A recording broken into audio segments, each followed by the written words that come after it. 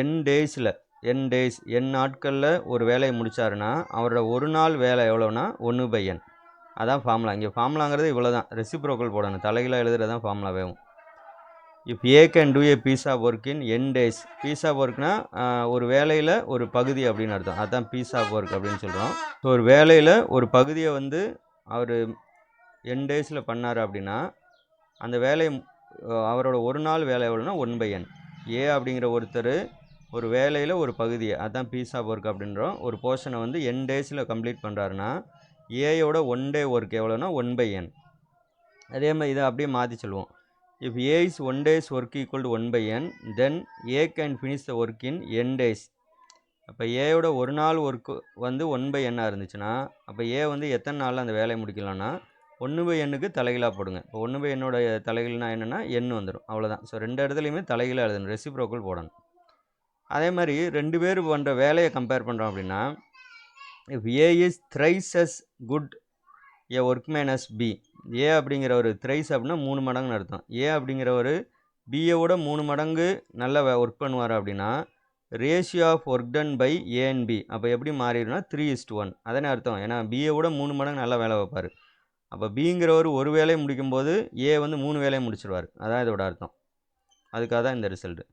அப்போ time taken, அப்போ ரெண்டு பேர் எடுத்துக்கிற நேரம் என்ன ஆயிருன்னா தலைகளாக மாறிடும். ஏன் அப்படின்னா ஏ வந்து சீக்கிரமாக ஒர்க்கை முடிச்சிடுவார் இல்லையா, அதனால். So ratio of time takens by A and B to finish a work equal to 1:3 வந்துடும். ஏங்க 1:3 வருதுன்னா ஒருத்தர் வேகமாக வேலை செஞ்சாருன்னா டைம் வந்து கம்மியாக எடுத்துக்கிடுவார் இல்லையா, அதனால். இது வந்து அவர் பிங்கிற ஒரு 3 நிமிஷத்தில் செய்கிற வேலையை ஏ வந்து 1 நிமிஷத்தில் பண்ணிடுவார். ஏன் அப்படின்னா பிஏ விட ஏ வந்து 3 மடங்கு நல்லா ஒர்க் பண்ணுவார். ஸோ அதான் இந்த கான்செப்டோட அர்த்தம். இந்த ரிசல்ட்ஸுங்கிறதே இவ்வளோ தான். இந்த கான்செப்டை வச்சு தான் நம்ம ப்ராப்ளம்ஸ் எல்லாமே பார்க்க போகிறோம். Example 1, worker A takes 8 hours to do a job. A அப்படிங்கிற ஒர்க்கர் வந்து ஒரு வேலையை முடிக்கிறதுக்கு 8 மணி நேரம் எடுத்துக்கிறாரு. Worker B takes 10 hours to do the same job. அப்போ ஒர்க்கர் பி வந்து அதே மாதிரி வேலையை பண்ணுறதுக்கு 10 மணி நேரம் எடுத்துக்கிறாரு. How long should it take both A and B working together but independently to do the same job. இப்போ இங்கே என்ன நீங்கள் பார்க்கணும் அப்படின்னா எப்போவுமே வந்து நம்ம என்ன பண்ணணும், இதில் வந்து ஹவர்ஸில் இருக்குது. ஜென்ரலாக வந்து இங்கே நம்பர் ஆஃப் டேஸில் இருக்குது நமக்கு ரிசல்ட் எழுதியிருக்குது. இங்கே ஹவர்ஸில் இருந்தாலும் பரவாயில்ல. அவரோட 1 hour ஒர்க் எவ்வளோன்னு பார்க்கணும். ஒருத்தர் 8 மணி நேரத்தில் வேலையை முடிக்கிறாருன்னா அவரோட 1 மணி நேரம் ஒர்க்கு வந்து என்ன அப்படின்னா 1/8. அதே மாதிரி தான் பிக்கு மாற்றணும். அதான் இங்கே பண்ணியிருக்கோம். A is 1 hours work equal to 1/8. ஏன்னா 8 hours அவர் ஒர்க்கை முடிச்சிடுவார். அப்போ அவரோட 1 மணி நேரம் வேலை வந்து 8ல் 1 பங்கு முடிப்பார். அதான் 1/8. அதே மாதிரி பிஸ் 1 hours ஒர்க் வந்து 10 hours கம்ப்ளீட் பண்ணுவாரா, ஸோ அதனால் 1/10. அப்போ ஏ அண்ட் பி ரெண்டு பேரும் சேர்ந்து ஒர்க் பண்ணால் என்ன பண்ணணும்னா ரெண்டையும் ஆட் பண்ணணும். அப்போ ஏ ப்ளஸ் பி ரெண்டு பேரும் சேர்ந்து 1 hour ஒர்க், அதான் இந்த ஏ ப்ளஸ் பின்னு சொல்கிறோம். அது சிம்பாலிக்காக நீங்கள் அண்டர்ஸ்டாண்ட் பண்ணிக்கணும். ஏ ப்ளஸ் பின்னு அந்த இடத்துல ரெண்டு பேரையும் ஆட் பண்ண முடியாது, ரெண்டு பேரோட ஒர்க்கை மீன் பண்ணுறோன்னு அர்த்தம். அப்போ ஏ ப்ளஸ் பியோட 1 hour work equal to 1/8 + 1/10. So இதை வந்து நம்ம சிம்பிளிஃபை பண்ணணும்.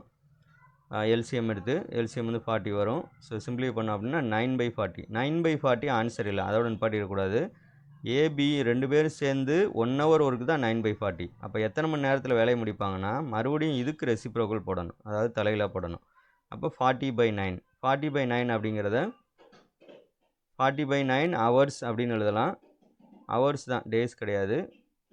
அப்படி இல்லை அப்படின்னா டிவைட் பண்ணி இந்த மாதிரி எழுதிக்கலாம், ஹவர்ஸ்ன்னு மாற்றிக்கிறோம். ஹவர்ஸ் இவ்வளோ இத்தனை மணி நேரத்தில் முடிச்சிடுவாங்கன்னு அர்த்தம். இந்த 40/9லேருந்து 4/9 எப்படி வருதுன்னா 40 வந்து 40 வந்து 9ஆல் வகுக்கணும். வகுத்தோம் அப்படின்னா மீதி வந்து 4 வரும். 9 4s are 36. இங்கே 4 போடுவோம். So 4 9s are 36. அப்போ 40யும் 36 செப்பரேட் பண்ணோன்னா 4 வரும்.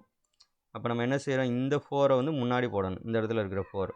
ரிமைண்டர் 4 வந்து மேலே போடணும். So 4/9 hours. ஸோ இதுதான் இந்த கொஸ்டினோட அர்த்தம். அப்போ இங்கே லாஜிக்கே என்னென்னா நீங்கள் ஹவர்ஸில் கொடுத்தாலும் சரி டேஸில் கொடுத்தாலும் சரி 1 hour ஒர்க்கு அல்லது 1 day ஒர்க்கை வந்து மாற்றணும். மாற்றிட்டு அவங்க என்ன கேள்வி கேட்குறாங்களோ அதை செய்யணும். ஃபைனலாக மறுபடியும் என்ன பண்ணணும்னா ரெசிப்ரோக்கல் போடணும், தலைகளாக போடணும். அப்படி பண்ணோம்னா நமக்கு தேவையான ஆன்சர் கிடைச்சிடும்.